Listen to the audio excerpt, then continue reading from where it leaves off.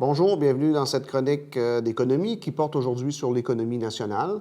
Alors, on verra comment l'activité économique globale détermine la conjoncture économique. Alors, en ce sens, dans un premier temps, l'objectif premier serait d'identifier les déterminants de la demande agrégée, de même identifier les déterminants de l'offre globale ou l'offre agrégée, et pour ultimement être en mesure d'illustrer comment l'offre globale et la demande globale déterminera la conjoncture économique, donc le niveau de l'activité économique nationale.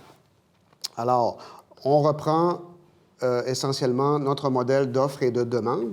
Dans ce cas-ci, nous l'utilisons au niveau national. Alors, vous retrouverez, comme dans un marché particulier, la demande d'une part, sauf que dans ce cas-ci, il est question de la demande globale. Alors, et on retrouve également l'offre d'autre part, en ce sens, l'offre agrégée ou l'offre globale, si vous préférez, donc qui est représentée par l'ensemble des entreprises. J'attire votre attention ici justement sur le fait que les entreprises se retrouvent des deux côtés, donc traditionnellement évidemment du côté de l'offre agrégée, mais également on retrouvera les entreprises du côté de la dépense globale puisque les entreprises investissent, achètent de l'équipement, donc sont à la fois et producteurs et d'autre part acheteurs, donc en ce sens. Alors voilà, on reprendra essentiellement les bases de notre modèle d'offre et de demande. Dans un premier temps, nous allons identifier les déterminants de la demande globale. Alors, l'ensemble des dépenses dans l'économie de la part de tous les agents économiques. Donc, évidemment, celui qui vient en tête plus naturellement, ce sont les consommateurs. Maintenant, quels sont les facteurs qui influencent particulièrement les consommateurs? Une variable très importante, très significative, qui représente un incitatif plutôt fort en ce qui concerne le comportement des consommateurs, ce sont les taux d'intérêt. Donc, puisque les taux d'intérêt ont une influence sur l'incitatif à consommer ou à épargner de la part des consommateurs. Des taux d'intérêt élevés sont susceptibles de pousser les consommateurs à favoriser l'épargne et un peu moins la consommation, alors qu'à l'inverse, évidemment, des taux d'intérêt plus faibles incitent à la consommation du fait que le rendement sur l'épargne est moins élevé et par ailleurs incitent à la limite à emprunter pour consommer davantage, acheter des biens de toutes sortes, des biens durables notamment. Alors, c'est ce que les économistes également nomment la propension marginale à consommer, c'est-à-dire dans quelle mesure avec $1 précis, dans quelle mesure les consommateurs épargnent versus la consommation. Alors, c'est ce qu'on appelle la propension marginale à consommer. D'autre part, le pouvoir d'achat des ménages, en ce sens, le revenu disponible. Évidemment, on fait référence ici au principe d'impôt, donc à la fiscalité, donc à partir d'un revenu brut, on le sait très bien, donc les gouvernements effectuent une ponction fiscale. Donc, par la suite, les ménages disposeront d'un revenu réel, d'un revenu disponible. Alors, évidemment, en ce sens, les taxes et les impôts sont un facteur déterminant de l'ensemble des dépenses de la part des consommateurs dans l'activité économique. Et on retient également comme dernier facteur un déterminant plus ou moins rationnel, donc dans la mesure où les consommateurs feront leur propre analyse de leur situation financière personnelle, de même que une observation de la conjoncture économique et pour des raisons parfois rationnelles, donc fondées sur des concepts économiques, auront des anticipations par rapport à leur dépenses futures, donc seront plus ou moins positifs, plus ou moins optimistes. Et en ce sens, bien, on peut voir les anticipations des consommateurs s'ils croient être en mesure de dépenser davantage au cours des prochains mois ou moins, selon leurs conditions et selon les conditions globales de l'activité économique. Et bon, parfois, la perception des ménages peut être réellement juste, donc l'information peut être d'abord disponible et bien décodée, alors que parfois, il peut y avoir même un aspect plus ou moins rationnel dans ce contexte Alors, c'est un facteur à considérer qui est difficile à évaluer pour les économistes, vous l'aurez compris, dû à l'aspect, une partie irrationnelle, disons, de ce phénomène. Alors, toutefois, les économistes peuvent identifier tout de même certains types de consommation des ménages qui font état, en quelque sorte, de leur perception de leur propre situation économique. Notamment, les économistes évaluent en ce sens la consommation de biens durables, donc qui est un signe qui peut représenter un signe précurseur des dépenses futures des consommateurs. Vous l'aurez compris, lorsque les ventes de véhicules neufs, par exemple, sont en hausse, alors on doit comprendre que les ménages perçoivent que leur situation économique est relativement bonne puisqu'ils s'engagent à rembourser au cours des 5, 6, 7 prochaines années un paiement mensuel, donc une mensualité pour défrayer ce type de dépenses. Alors, ça signifie qu'ils ont confiance en leur avenir. Alors, c'est le genre de dépenses auxquelles les économistes s'attardent, qui peuvent être précurseurs du futur de la condition économique globale. Alors, voilà pour les dépenses de consommation, donc le C dans notre demande globale, demande agrégée. Maintenant, allons du côté des entreprises. Alors, investissement brut, donc ici, on fait état évidemment des dépenses des entreprises pour l'acquisition d'équipements notamment. Donc, c'est ce qu'on appelle des investissements bruts. Et encore une fois, vous voyez la variable qui revient à l'avant-plan, donc les taux d'intérêt. Et oui, puisque les taux d'intérêt influencent les dépenses d'investissement de la part des entreprises, puisqu'elles constituent en quelque sorte le coût de la location de l'argent. Donc, si les taux d'intérêt sont relativement élevés, alors le coût global de l'acquisition de nouveaux équipements sera plus élevé de la part des entreprises, ce qui risque de décourager l'investissement ou l'achat d'équipements neufs, alors qu'à l'opposé, des taux d'intérêt faibles devraient normalement susciter un intérêt pour les entreprises à acheter de nouveaux équipements, donc à investir finalement. D'autre part, les profits anticipés sur ces nouveaux achats d'équipements, sur ce nouvel équipement, notamment de la technologie. Alors, évidemment, le gain marginal, donc disons-le ainsi, du côté des entreprises, et en ce sens, bien, le taux d'imposition sur les nouveaux profits représente également un facteur dans l'analyse d'investir davantage ou moins, vous l'aurez compris. Également, la capacité de production des entreprises, donc le taux d'utilisation de ces capacités de production. Donc, une entreprise qui peine à suffire à la demande, évidemment, pourrait davantage investir, donc développer de nouvelles succursales, donc acheter de nouveaux équipements, des agrandissements de l'édifice, des choses de ce genre. Alors, évidemment, c'est ce qu'on entend par le taux d'utilisation des capacités de production des entreprises.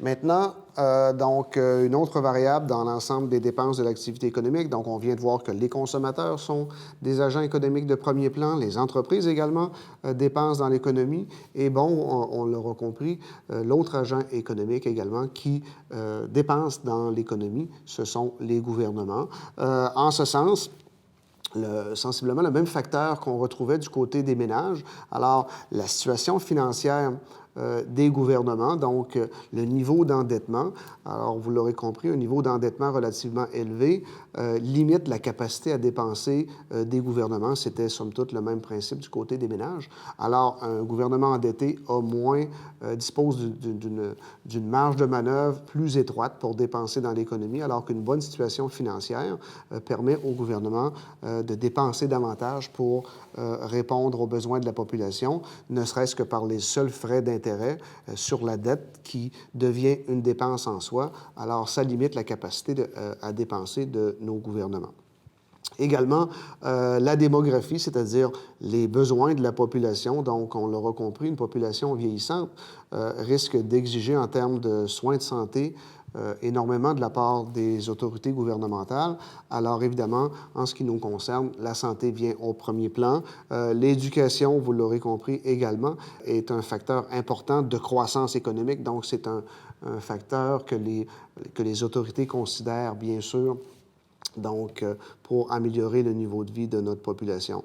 Par ailleurs, on doit également, on sait que les gouvernements disposent d'une enveloppe budgétaire, disons, discrétionnaire, c'est-à-dire que les gouvernements ont le loisir, le privilège de dépenser pour certains types de biens, pour certaines régions, par exemple. L'aspect régional est à considérer ici. Alors, en ce sens, une entreprise du type cimenterie dans une région éloignée, donc pour ne pas la nommer, en Gaspésie, par exemple. Alors, on comprend ici qu'il y a une considération politique derrière ce type d'investissement. Au même titre, l'amphithéâtre qui a été produit, donc financé essentiellement par des fonds publics dans la capitale nationale, représente des dépenses plutôt discrétionnaires de la part des gouvernements. Alors, vous l'aurez compris, il n'y a pas de programme officiel, si on veut. Ce ne sont pas des dépenses cadrées dans des programmes gouvernementaux qui proviennent plutôt du fruit d'initiatives ponctuelles de la part de nos gouvernements. Alors, voilà. Enfin, on passe maintenant au commerce international, donc nos exportations, donc c'est-à-dire les biens et services qui sont produits à l'échelle nationale, mais qui sont vendus, distribués et consommés à l'extérieur de nos frontières. Donc, en ce sens, le taux de change, évidemment, est un facteur important, bien qu'un facteur plutôt, disons, artificiel. Donc, il y a quand même des effets bel et bien réels. Donc, un taux de change élevé, par exemple, augmente le prix de nos exportations aux yeux de nos acheteurs extérieurs, alors ce qui peut diminuer à court terme nos exportations, alors qu'à l'opposé, un taux de change faible là, aura l'effet de doper en quelque sorte nos exportations par le fait que le prix de nos produits apparaisse à un niveau plus faible, donc, et plus invitant. Alors, vous l'aurez compris, le taux de change, évidemment.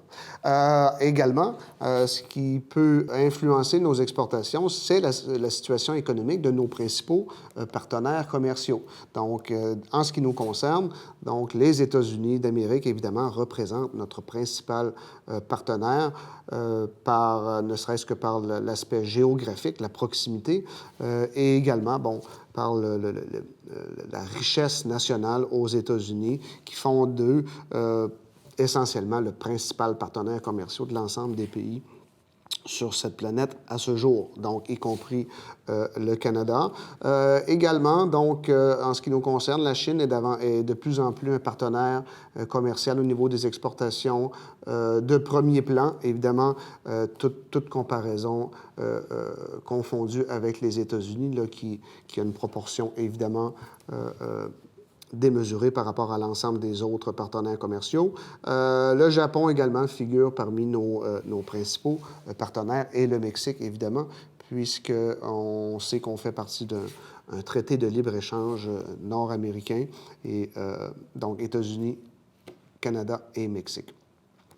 Du côté des importations maintenant, c'est-à-dire les biens et les services que les Canadiens consomment, consommateurs, gouvernements et même entreprises, qui ont été fabriqués à l'étranger et donc qui sont utilisés ici même au Canada. Alors, qu'est-ce qui peut influencer les importations, pardon? Alors, encore une fois, le taux de change. Donc, un taux de change relativement élevé, donc, offre aux Canadiens un pouvoir d'achat supérieur pour l'acquisition de biens et services étrangers. Alors, ça peut être favorisant, facilitant, alors qu'à l'opposé, un taux de change plus faible, alors rend le prix des importations étrangères plus élevé. Alors, évidemment, dans ces conditions, généralement, on verra une baisse des importations.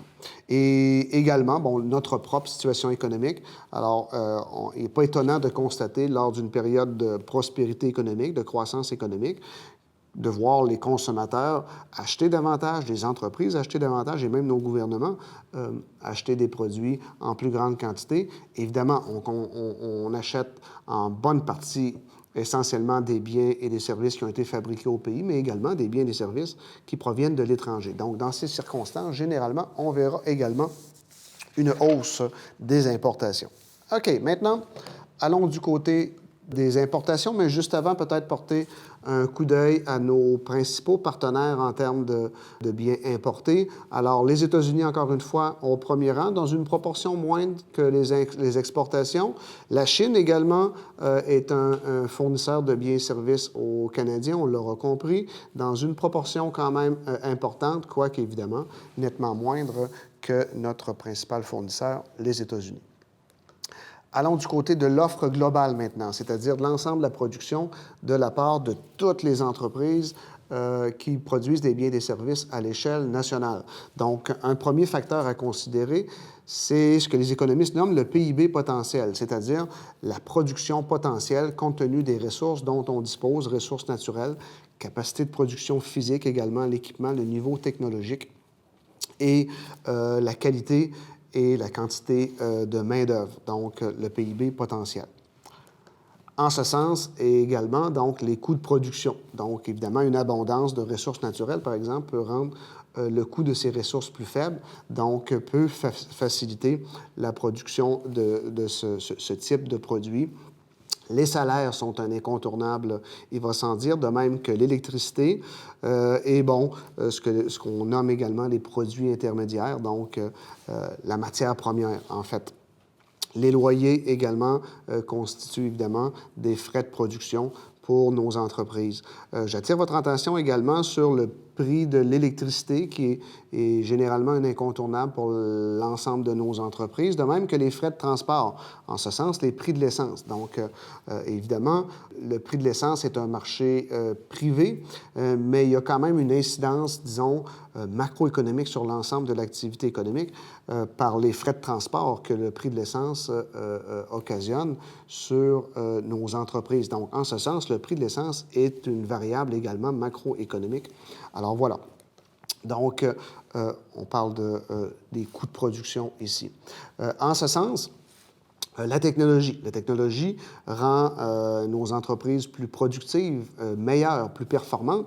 Alors, en ce sens, on diminue le gaspillage et diminue les coûts de production globale de nos entreprises. Donc, c'est ce qu'on appelle le phénomène de la création de richesse. Et en ce sens, la technologie, la recherche et le développement est un facteur incontournable et vraiment la clé de la productivité, ou ce que les économistes nomment également le cercle vertueux de l'enrichissement, c'est-à-dire la création de richesses réelles.